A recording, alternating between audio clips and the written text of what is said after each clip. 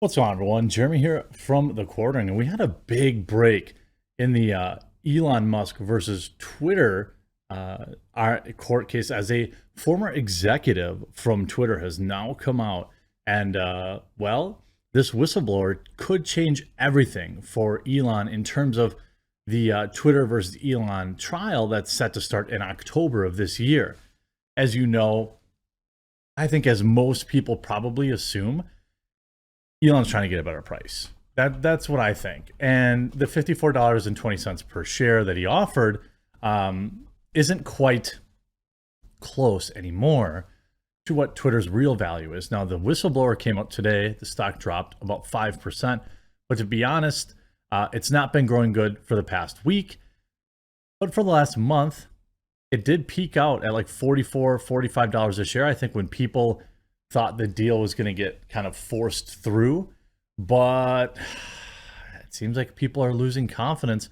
And today there was a whistleblower that came out and shared some very interesting things. Now, this of course deals with Twitter's former security chief alleges that the company is hiding the ball when it comes to spam and bots. This is actually insane.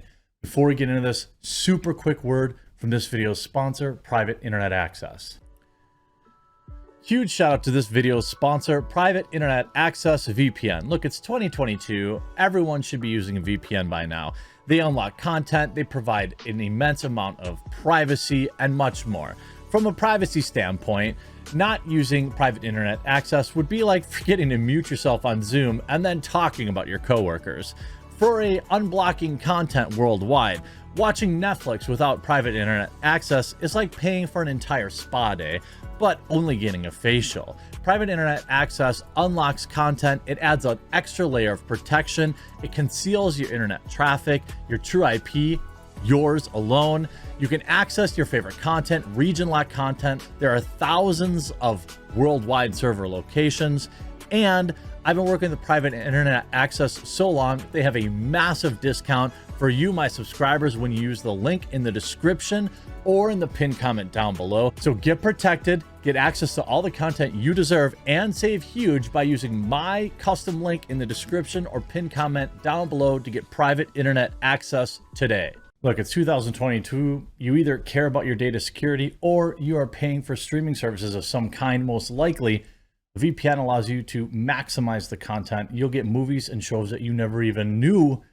you were missing out on from your Netflix or Disney Plus or whatever programs, or you'll get some sweet security. So check out their deal in the description below. New whistleblower claims could factor into the trial.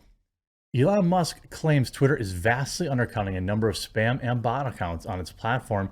A new whistleblower complaint recently fired top executive could add ammunition to that argument, though it provides little hard evidence to back up the key assertion.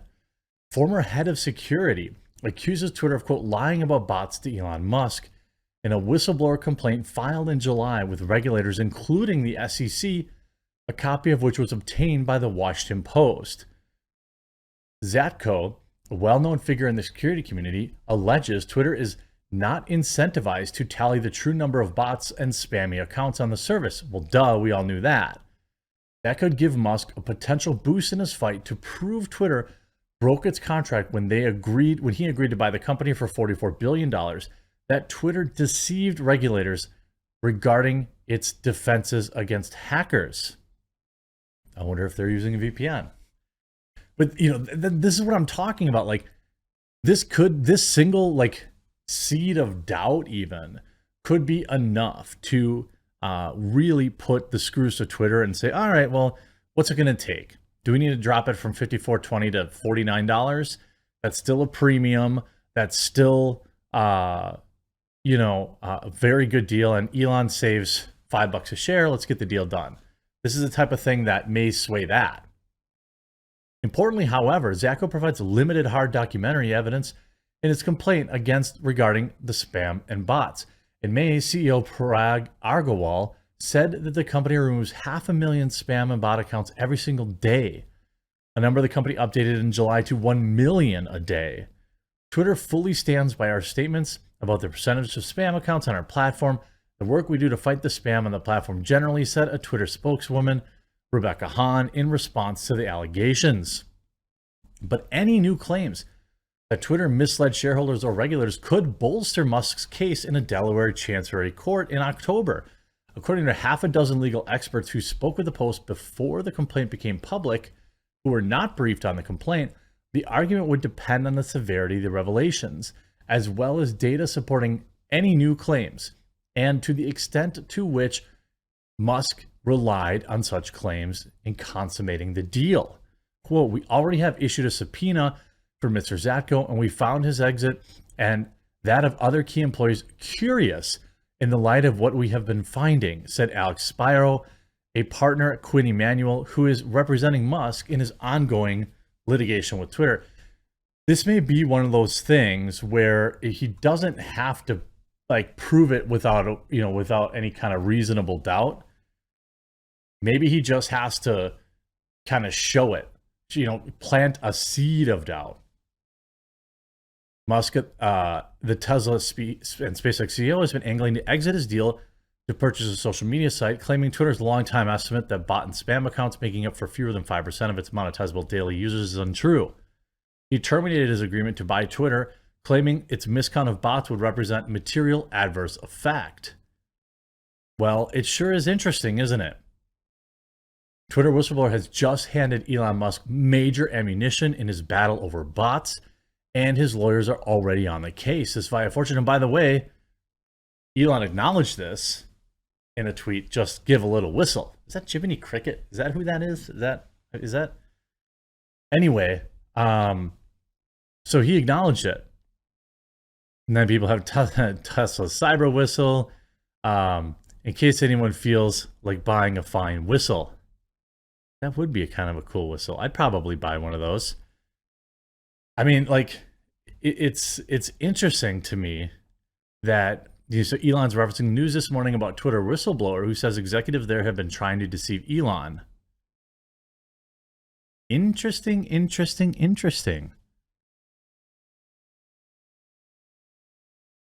Twitter uses an opaque metrics called monetizable daily active users, MDAU. You see this with World of Warcraft and other stuff like that, rather than an earlier metric of total monthly users that was subject to big swings, including when spam and bot accounts were removed.